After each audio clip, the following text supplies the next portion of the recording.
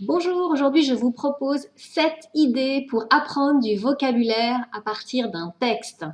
Cette vidéo appartient à une série Mieux apprendre où je vous donne des conseils sur la bonne méthodologie pour progresser en français, mieux apprendre et mieux mémoriser. Je suis Nathalie Porte et je suis là pour vous aider à vous perfectionner en français avec plaisir et confiance. Alors aujourd'hui donc je vous propose des idées simples pour apprendre à partir d'un texte. Pourquoi? Parce que lire ne suffit pas. Vous avez remarqué, parfois, vous lisez un article, vous lisez un livre, vous lisez peut-être une histoire plus courte qu'un livre et vous vous rendez compte que vous avez découvert beaucoup de vocabulaire, mais une semaine après, un mois après, impossible de vous rappeler ce vocabulaire. C'est un peu l'image de cette cuillère avec des trous. C'est comme si vous vouliez prendre de la soupe, manger votre soupe avec cette cuillère trouée et vous vous rendez compte que quand la cuillère arrive à la bouche, il n'y a plus rien à l'intérieur. C'est extrêmement frustrant. C'est très frustrant de lire beaucoup en français et ne pas vous rappeler le nouveau vocabulaire. Donc, ce que je vais vous aider à faire aujourd'hui, c'est d'avoir des pistes sur comment vraiment mémoriser ce vocabulaire. Donc, il y a des choses qui sont peu efficaces et c'est probablement pour ça que nous oublions souvent le vocabulaire quand nous lisons. Ce qui est peu efficace, voire presque pas efficace en fait, et ça a été prouvé par plusieurs recherches, c'est de souligner les mots. Si simplement vous soulignez les mots sur votre livre, manuellement ou sur un livre électronique, éventuellement vous surlignez les mots, ça ne suffit pas du tout à les mémoriser. C'est la même chose si vous écrivez la définition ou la traduction à côté du mot. Je ne vous dis pas que c'est mal, mais que c'est insuffisant. Ça ne suffit pas pour vous aider à mémoriser. Donc, ce qu'il faut absolument, c'est aider votre mémoire. Aider votre mémoire à garder ce nouveau mot, ces nouveaux mots. Parce que bien sûr, quand vous lisez, vous rencontrez beaucoup de nouveaux mots. Donc, ce que je vais faire maintenant, en fait, c'est de vous donner des idées plus efficaces pour mémoriser, mais aussi des idées simples, des choses que vous pouvez faire seul.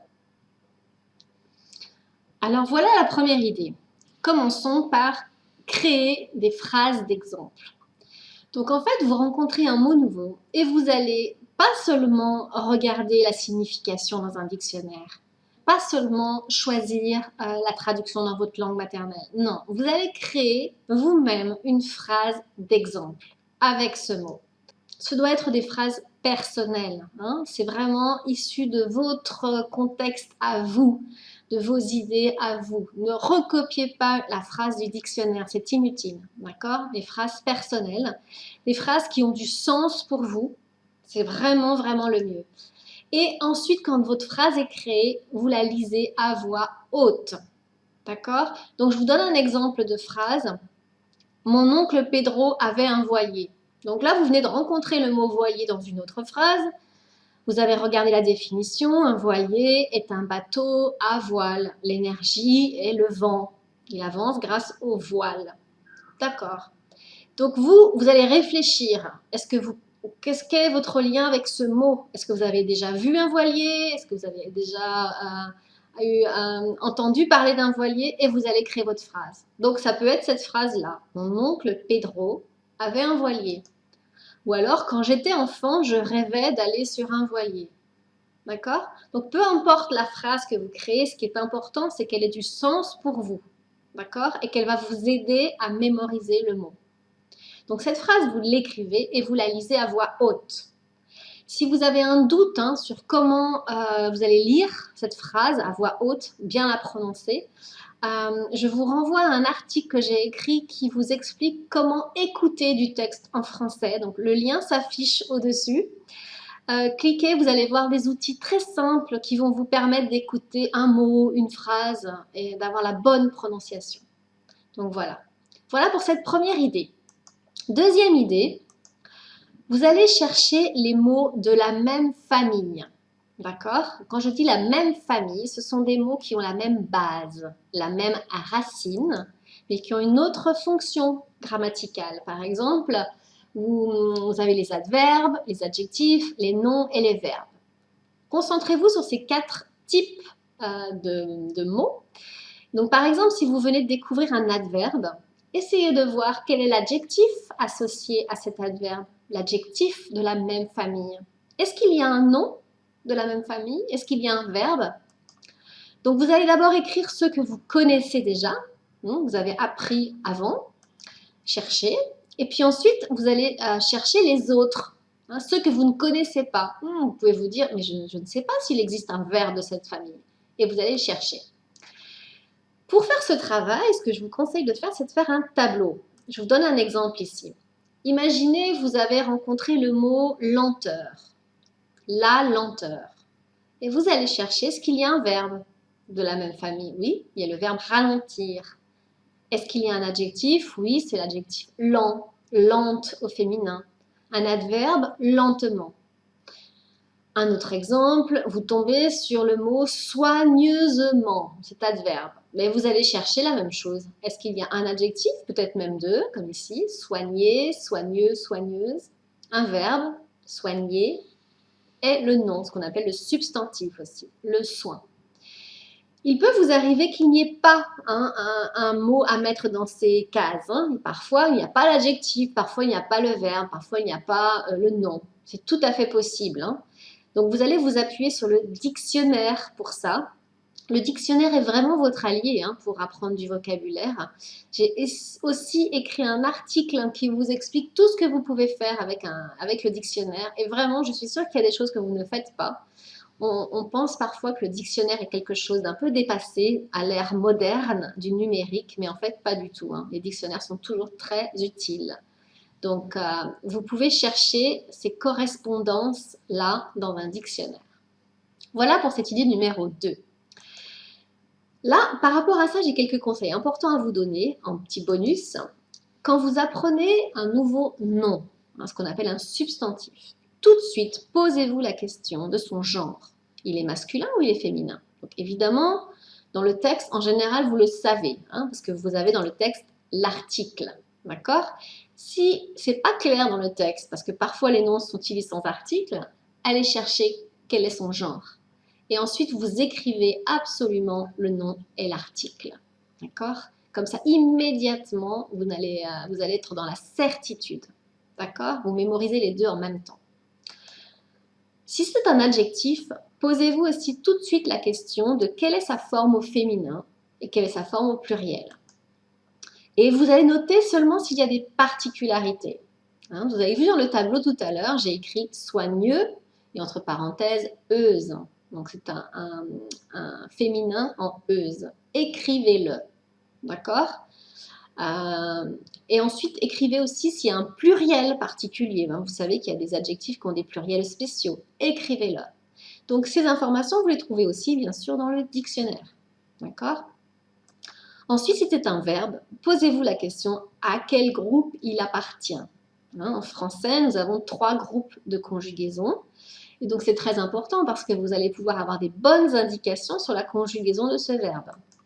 Par exemple, tout à l'heure, vous avez dans le tableau le verbe ralentir. C'est important de savoir qu'il appartient au deuxième groupe, parce que le deuxième groupe se conjugue comme le verbe finir.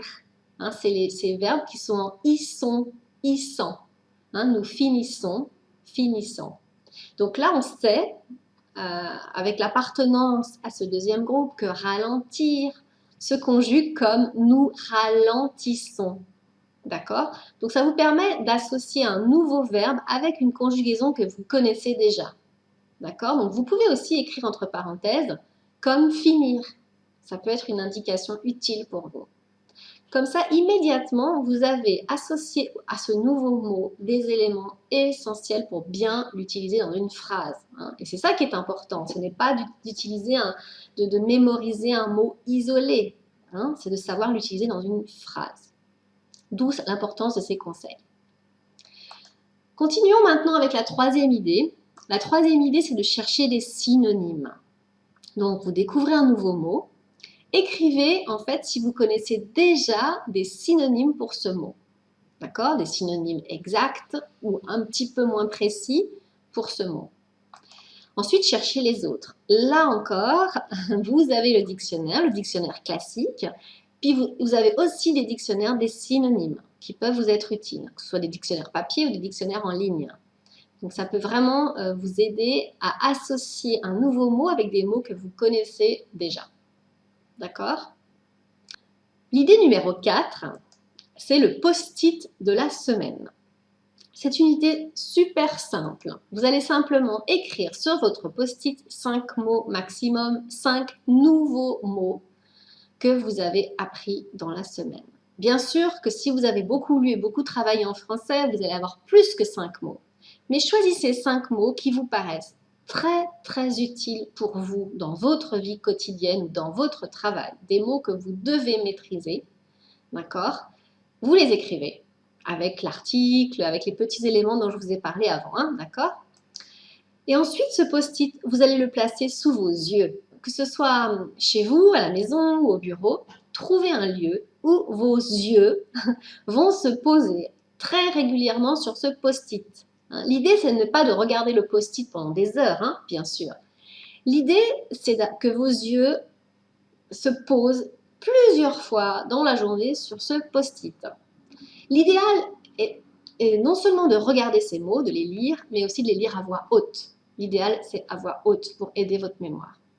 Donc, par exemple, vous pouvez mettre sur la porte du frigo dans votre cuisine. Vous pouvez mettre ça sur le miroir de votre salle de bain que vous allez voir matin et soir. Vous pouvez mettre ça à côté de votre ordinateur ou même dans l'angle de votre écran. En tout cas, réfléchissez au lieu où vous allez pouvoir apercevoir vraiment plusieurs fois ce post-it. D'accord? Donc voilà pour l'idée numéro 4. Idée numéro 5, c'est de créer des activités avec les mots nouveaux.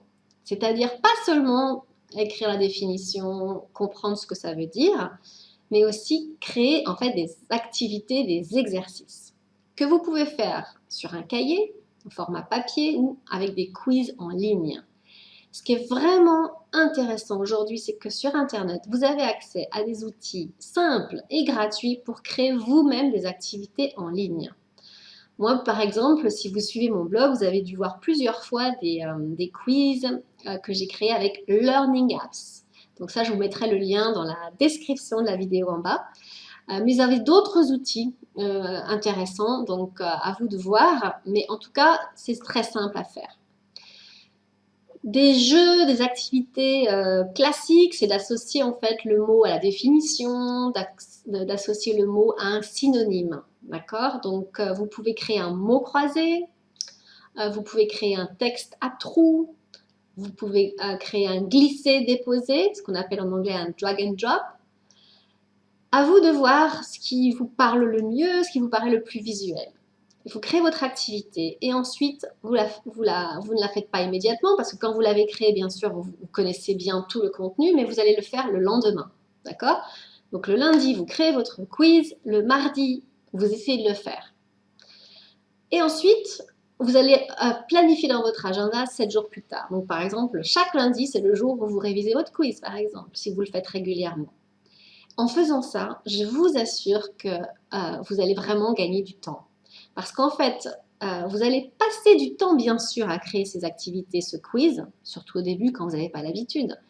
Mais c'est beaucoup plus intéressant pour vous de passer un quart d'heure pour quelque chose qui va rester dans votre mémoire pour toujours, plutôt que d'y passer 2 ou 3 minutes et vous allez l'oublier. Parce que c'est 2 ou 3 minutes de perdu, de toute façon. D'accord? Donc c'est une façon d'utiliser, à mon avis, intelligemment votre temps de travail en français. Donc pensez à ces activités. Idée numéro 6, c'est un défi. Le défi, c'est de placer 5 mots nouveaux hein, de votre semaine dans la prochaine conversation. L'idéal, c'est de le faire oralement, dans la prochaine conversation. Si vous manquez d'occasion, dans le prochain message. Donc ça peut être les mêmes mots que dans le post-it, par exemple. Une fois que vous avez bien mémorisé le sens de ces mots, etc., vous les avez prononcés à voix haute, vous connaissez bien leur prononciation, essayez de les placer dans une conversation. Donc, Évidemment, ça doit être 5 mots utiles pour vous. Hein. Il ne faut pas chercher à placer dans une conversation des mots très complexes que l'on n'utilise jamais, bien sûr. Et ensuite, essayez de faire ce défi dans un contexte bienveillant, hein, c'est-à-dire avec des amis qui ne vont pas se moquer de vous ou vous juger si c'est mal prononcé ou si c'est pas exactement le sens, ou avec un prof, bien sûr. Donc, dans un contexte où vous vous sentez à l'aise. Donc, c'est juste un petit jeu que vous faites. Et après, vous pouvez cocher à chaque fois le mot que vous avez utilisé. Ce défi, vous pouvez éventuellement le faire avec moins de mots, plus de mots. Moi, je vous donne comme exemple 5 mots, mais c'est à vous de voir. Vous pouvez progressivement augmenter la difficulté si ça vous intéresse aussi. Pas de problème. L'idée, c'est de vous donner quelques petits objectifs, en fait, hein, quelques défis comme ça. Maintenant, l'idée numéro 7, qui est probablement l'idée qui vous demandera un petit peu plus de travail, mais qui est extrêmement efficace, c'est de créer une carte mentale thématique. D'accord? Donc, on parle ici de vocabulaire. Donc, imaginez que vous avez lu un article qui parle d'un thème, d'un sujet. Imaginons, le sujet était le réchauffement climatique. D'accord? Et donc, en lisant ce texte, vous allez avoir beaucoup de vocabulaire en lien avec le réchauffement climatique. D'accord? Donc, essayez de voir, en fait, comment vous allez pouvoir organiser de manière visuelle tous les mots liés à cette thématique sur une seule page. D'accord? Parce que l'on sait très bien qu'il y a des manières de mémoriser qui sont beaucoup plus efficaces visuellement. D'accord? Donc écrire, c'est bien, mais il y a encore mieux que ça, c'est d'organiser visuellement sur votre page. Si vous ne savez pas vraiment ce qu'est une carte mentale ou comment faire une carte mentale, j'ai écrit un article qui est vraiment destiné aux débutants. Donc, cliquez sur le lien qui s'affiche. Je vous explique vraiment la base, comment vous pouvez créer votre première carte mentale. C'est vraiment simple. Ici, vous voyez dans l'illustration, un sujet central. Dans notre exemple, le réchauffement climatique. Et ensuite, vous avez des idées principales. Ici, j'ai donné comme exemple 4 idées principales. Il peut y en avoir 3, 5, c'est à vous de voir. C'est vous qui déterminez quelles sont les idées principales. Par exemple, on peut imaginer un article où on aura comme idée principale les conséquences du réchauffement climatique. Peut-être qu'on aura ici une idée principale qui sera les aspects juridiques. Peut-être. Est-ce qu'il y a des lois? On parle des lois, on parle de décrets, on parle de réunions, etc. Une autre idée principale, ça peut être les acteurs du réchauffement climatique, donc les personnes qui essayent de lutter contre le réchauffement climatique, les personnes qui réfléchissent à ce sujet, les experts, etc. Et voilà, vous voyez l'idée en fait, vous allez chercher des sous-sujets au sujet principal, d'accord? Et puis ensuite, pour chaque idée principale, vous pouvez avoir des sujets secondaires. Hein. Donc par exemple, si on parle des conséquences du réchauffement climatique, on pourrait penser à montée des eaux, déplacement des populations, problèmes d'agriculture, etc. Et vous listez, d'accord? C'est un très bon moyen d'organiser dans votre esprit en fait un thème assez large. Et donc c'est un excellent moyen aussi de mémoriser du vocabulaire qui peut être parfois un peu spécialisé, un peu compliqué. Mais ça vaut vraiment la peine d'essayer de faire une carte mentale comme ça. Je vous encourage vraiment à essayer. Commencez au début de manière très simple, d'accord? Avec un sujet simple. Voilà pour ces 7 idées. Alors, on va les récapituler rapidement. Donc, la première idée, c'est créer vos phrases d'exemple, vos phrases personnelles. 2, trouver des mots de la même famille. Faites un petit tableau pour ça. 3, des synonymes. Cherchez les synonymes que vous connaissez déjà ou d'autres synonymes. 4, le post-it de la semaine avec 5 mots dans un lieu stratégique chez vous ou au bureau. 5, créer des activités de type exercice, quiz, etc. 6, faites le défi de la semaine de placer 5 mots dans une conversation ou un message. Et 6, créer une carte mentale thématique. Ce sont 7 idées. Bien sûr, je ne vous dis pas de faire ces 7 choses en même temps. Non, pas du tout. Commencez par une des idées. celle qui vous paraît la plus facile à réaliser pour vous. Commencez par une idée cette semaine, celle qui vous paraît la plus facile à réaliser pour vous. Ensuite, vous allez voir si elle est efficace. Vous allez peut-être l'adapter, plus de mots, moins de mots, un autre exercice, peu importe. Et puis la semaine suivante, voyez, est-ce que vous rajoutez une deuxième idée ou est-ce que vous changez l'idée de la semaine dernière? C'est vraiment vous qui décidez. C'est juste une boîte à idées en fait que je vous donne ici.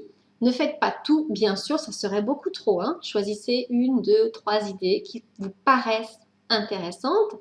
Et pour ne pas vous lasser, changez. Changez selon les semaines, selon les mois. Voilà pour les 7 idées. Alors bien sûr, je sais que c'est pas toujours facile d'organiser tout ça, de l'organiser dans son agenda, de créer tout ça, de créer des activités, des cartes mentales, etc. Donc moi, j'ai une proposition à vous faire, quelque chose que je peux vous proposer pour faciliter ce travail de mémorisation. Je vous propose d'apprendre avec une histoire courte, c'est ce que j'appelle une nouvelle. Vous êtes guidé dans un parcours d'activité. Donc, c'est moi qui ai réalisé le parcours d'activité et vous êtes vraiment guidé pas à pas pour le réaliser. Donc, c'est beaucoup plus simple pour vous en fait. Je vous propose une méthodologie qui est efficace, hein. J'ai créé ça pour pouvoir vous aider à mémoriser et à consolider vos connaissances. Ensuite, je l'ai pensé aussi pour que vous ayez du plaisir à apprendre. Donc, en fait, vous allez être dans une histoire qui, j'espère, vous plaira. Et vous allez réaliser toutes ces activités dans le contexte de l'histoire, hein. Donc, ce n'est pas n'importe quel exercice que je vous propose. Vous allez être avec les personnages, avec les situations. Et donc, ces exercices, ce sont la compréhension orale, le vocabulaire, la grammaire et l'expression écrite. Donc, ce n'est pas seulement du vocabulaire que vous allez apprendre, hein, même si la partie vocabulaire est particulièrement importante dans ce parcours guidé, mais il y a aussi d'autres choses très importantes pour vous pour consolider vos connaissances. Donc, si ça vous intéresse, ce parcours guidé s'appelle Le secret de Valérie. Il est destiné aux personnes qui ont déjà un niveau B1 en français, niveau intermédiaire en français, c'est le niveau minimum. Si vous avez déjà ce niveau-là, que vous voulez aller un petit peu plus loin et être aidé dans cette méthodologie pour mieux apprendre, cliquez là au-dessus et vous aurez plus d'informations, en particulier une vidéo où en quelques secondes, je vous explique ce que c'est que ce parcours guidé. Donc voilà, c'est tout pour aujourd'hui. Si cette vidéo vous a plu, cliquez sur j'aime et abonnez-vous à la chaîne YouTube. Vous pouvez aussi vous abonner à mon infolettre du vendredi, c'est gratuit. Vous recevez des contenus gratuits en français chaque semaine et surtout des contenus exclusifs réservés aux abonnés. Donc si ça vous intéresse, cliquez. À très bientôt.